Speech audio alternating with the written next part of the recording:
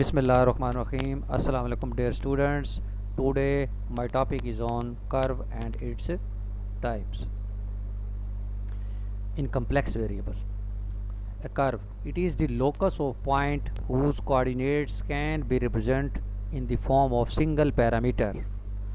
यानी अगर वो कहते हैं आपके पास ऐसे पॉइंट्स की लोकस जिसके जो कोऑर्डिनेट्स हैं वो अगर सिंगल पैरामीटर के ऊपर डिपेंड कर रहे हों तो उसे हम कर्व कहते हैं। यानी उसको हम कर्व भी कह सकते हैं, कर्व इन प्लेन भी कह सकते हैं, क्योंकि कर्व दो किस्म की होती है, कर्व प्लेन में होगी या कर्व स्पेस में होगी। जो कर्व प्लेन में होगी उसके जो कोऑर्डिनेट्स होंगे वो कोऑर्डिनेट सिंगल पैरामीटर के ऊपर डिपेंड करेंगे, और अगर जो कर्व स्पेस में होगी उसके जो कोऑर्डिनेट्स होंगे वो हमारे पास दो पैरामीटर के ऊपर डिपेंड करेंगे, तो उसको हम स्पेस कर्व कहते हैं। तो ये आपके पास जो कर्व है ये प्लेन कर्व है, क्योंकि कम्प्लेक्स नंबर में हमने डिस्कस करना है, तो कम्प्लेक्स नंबर जो है वो प्लेन में लाई करता है ना कि स्पेस में। तो it is the locus of the point whose coordinates can be represent expressed in the form of single parameter.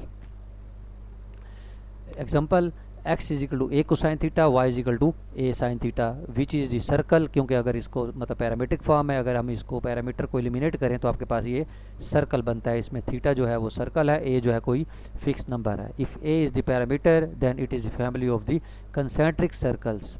Also x is equal to a cosine theta, y is equal to b sine theta is the equation of ellipse x square over a square plus y square over b square which is equal to 1। Next हमारे पास है इसकी types. सबसे पहली type आपके पास है smooth curve. Smooth curve कहते हैं इसको, या रेगुलर कर्व भी कहते हैं। रेगुलर फंक्शन हमने पढ़ा था, ऐसा फंक्शन जो एनालिटिक होता है, डिफरेंशिएबल होता है इंटरवल के तमाम पॉइंट्स के ऊपर। तो ये भी उससे मिलती जुलती डेफिनेशन है। A smooth curve, it is the curve traced by the complex valued function z is equal to f of t is called smooth और regular curve in the interval if f prime t exist and not equal to zero on interval. यानी जिस interval में हम किसी भी curve को check कर रहे हैं कि वो स्मूथ है या नहीं है, रेगुलर है या नहीं है, तो हम उस इंटरवल में उसको देखेंगे कि वो डिफरेंशिएबल होगी होल इंटरवल के ऊपर, और फिर उसका जो डेरिवेटिव होगा वो ज़ीरो नहीं होना चाहिए। उसके बाद हमारे पास डेफिनेशन है पीस वाइज स्मूथ और सेक्शनली स्मूथ कर्व और कंटूर भी कहते हैं इसको। तो हमारे पास पीस वाइज स्मूथ और सेक्शनली स्मूथ का मतलब ये है कि आपके पास एक कर्व है जो पीस वाइज में है। यानी पीस वाइज फंक्शन आप समझते होंगे कि पीस वाइज फंक्शन क्या है, कि एक ऐसा फंक्शन जिसके जिस इंटरवल में वो डिफाइन है उस इंटरवल के भी हम सब इंटरवल करेंगे, और उस सब इंटरवल के क्रॉसपोंडिंग हम उस फंक्शन के डिफरेंट पीसेस करेंगे, और वो पीसेस जो हैं अगर तमाम पीसेस जो हैं अगर वो स्मूथ हैं तो इसका मतलब है कि आपके पास जो पूरा फंक्शन है वो पीस वाइज स्मूथ है।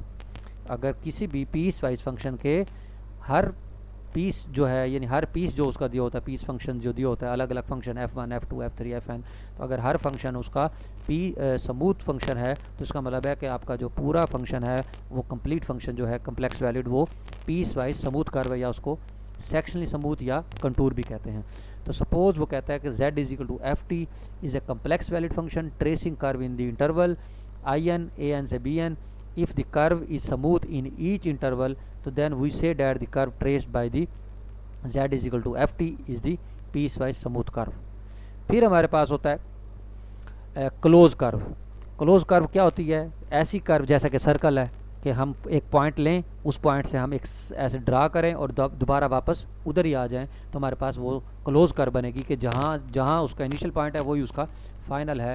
A curve traced by z is equal to F t a complex valid function such that initial and terminal point of the curve are same, तो then the curve is called close curve. Circle हो गया, ellipse हो गया, ये आपके पास close curves हैं। फिर उसके बाद है सिंपल कर्व। सिंपल कर्व में ये होता है कि जहाँ से स्टार्ट किया है वापस जो है उसका एंड पॉइंट्स होगा वो उससे डिफरेंट होगा। यानी हमारे पास सिंपल कर्व है ये, जैसे पैराबोला हो गया, हाइपरबोला हो गया। ए curve traced bye A complex valued function z is equal to ft is called simple curve if ft1 is not equal to ft2 for all t1 is not equal to t2। यानी different values के ऊपर आपके पास जो उसकी function values हैं वो भी different हों, तो उसको हम क्या कहते हैं? Simple curve.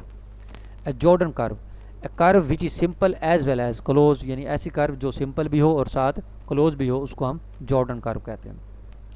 Inverse of the curve, let C be the curve traced by z is equal to ft in the interval I which is equal to a to b, then the inverse of c is denoted by c bar which is traced by z is equal to gt such that g of t जो है वो बराबर होना चाहिए f of a plus b minus t के। यानी अगर आपके पास कोई भी z is equal to F T है तो अगर उस f of t की वैल्यू और f of a plus b minus t की वैल्यू अगर बराबर हो जाती है तो इसका मतलब है वो एक दूसरे के इन्वर्स फंक्शन है। अदरवाइज अगर आपके पास अगर g बराबर f बराबर है तो कोई फंक्शन कम्प्लेक्स वैल्यूड, तो अगर f of a plus b minus t करेंगे तो वो एक नया फंक्शन डिफाइन होगा जिसको उन्होंने g का नाम दिया, तो वो उसका क्या कहलाएगा, इन्वर्स फंक्शन कहलाएगा इन कम्प्लेक्स वेरिएबल। फिर हमारे पास होता है simply and multiply connected region, यानी simple and multiple connected region भी इसको कहते हैं। तो सिंपल रीजन ऐसा रीजन होता है कि अगर किसी रीजन को अगर आप श्रंक आउट करें तो आपके पास उसके अंदर मतलब कोई दूसरा रीजन नहीं होता, यानी वो अगर श्रंक करें तो आपके पास एक पॉइंट बचता है, तो उसको हम कहते हैं ये सिंपल रीजन है। मल्टी कनेक्टेड रीजन वो रीजन होता है कि अगर आप किसी भी रीजन को अगर जब श्रंक करते हैं, यानी उसका रेडियस या अगर सर्कल है जैसे उसको अगर रेडियस उसका कम करते जाएं तो उसके अंदर एक और रेडियस एक और सर्कल आ जाता है, यानी एक रीजन के अंदर एक और रीजन है। यानी एक रीजन के अंदर अगर एक रीजन हो या एक से ज़्यादा रीजन हो तो वो क्या कहलाते हैं, वो मल्टी कनेक्टेड रीजन कहलाते हैं। A region in which every close curve can be shrunk to a point without passing out the region is called simply connected region, otherwise it is said to be multi connected region. Or if there is a hole in region, यानी अगर किसी reason के अंदर whole है तो then भी वो क्या कहलाएगा, डबली कनेक्टेड कहलाएगा। And if there are n minus one holes then it is region is called n multiply, यानी n मल्टीपल रीजन कहलाएगा, क्योंकि ज़ाहिर बात है एक रीजन वो इटसेल्फ और उसके अंदर आपके पास 3 रीजन और हों तो टोटल 4 हो गए रीजन। तो इसलिए हमारे पास अगर उस किसी भी रीजन के अंदर अगर n माइनस वन होल्स हैं तो इसका मतलब है वो आपके पास n कनेक्टेड रीजन हो गया। तो C and C conjugate are the same curves trace in the opposite directions. ये उन्होंने एग्जांपल्स दी हुई हैं, जैसे एफ टी दे दिया उन्होंने T square minus 2t in interval 1 to 4। वो कह रहे हैं F 1 plus T 1 plus 4 minus T किया, यानी ए प्लस बी माइनस टी किया, तो उन्होंने जब कैलकुलेट किया यहाँ से तो देखें ये जो नया फंक्शन आया T square minus 8t plus 15, ये उसका क्या कहलाएगा, इन्वर्स कहलाएगा। और देखें जब उन्होंने जी टी को जी टी लिया है और एफ टी लिया है तो इसमें उन्होंने जो वैल्यूज़ कैलकुलेट की हैं तो वो आपके पास देखें सेम आई हैं, यानी टी को उन्होंने 1 पुट करके देखा है, then at t is equal to 1 and t is equal to 4 plus 1 minus 5 4 पर कैलकुलेट की जब किया है तो उसके आंसर देखें सेम आ गए हैं। और टी इज इक्वल टू 2 पर और उसको ए प्लस बी माइनस 2 के ऊपर जब उन्होंने कैलकुलेट किया है तो उस पर भी वैल्यू जो है वो सेम आई है। ये उन्होंने नीचे एग्जांपल्स दी हुई हैं कि डबल कनेक्टेड कौन सा होता है, सिंपली कनेक्टेड कौन सा होता है। अब इसमें देखें ये आपके पास है डबली कनेक्टेड, क्योंकि एक रीजन के अंदर एक होल है। ये आपके पास देखें सिंपली कनेक्टेड है कि अगर आप इसको श्रंक करें तो आपके पास ये पॉइंट बचेगा, यानी सेंटर ऑफ दी सर्कल। ये देखें 6 है हमारे पास हैं, क्योंकि इसके अंदर 5 होल हैं और एक बाहर वाला है तो टोटल 6 हो गया, तो ये 6 मल्टीप्लाई। इसके अंदर देखें आपके पास क्योंकि ये भी मल्टीप्लाई कनेक्टेड है और ये भी सिंपली कनेक्टेड उन्होंने लिखा है बाहर वाला, लेकिन ये जो अंदर वाले रीजन है ये मल्टी कनेक्टेड है। उसके बाद आपके पास आते हैं rectifiable curves, a curve c given by the x is equal to 5 of t and y is equal to 5 of t, यानी जैसा कि हम पैरामीट्रिक इक्वेशंस जानते हैं कैलकुलस में पैरामीट्रिक इक्वेशंस होती हैं x is equal to F T Y is equal to G T. तो इस कम्प्लेक्स प्लेन के अंदर हमारे पास क्योंकि z बराबर होता है complex number x plus iota y, उसके अंदर जो x होता है वो भी एक फंक्शन होगा t का और y जो फंक्शन होगा वो भी एक फंक्शन होगा t का।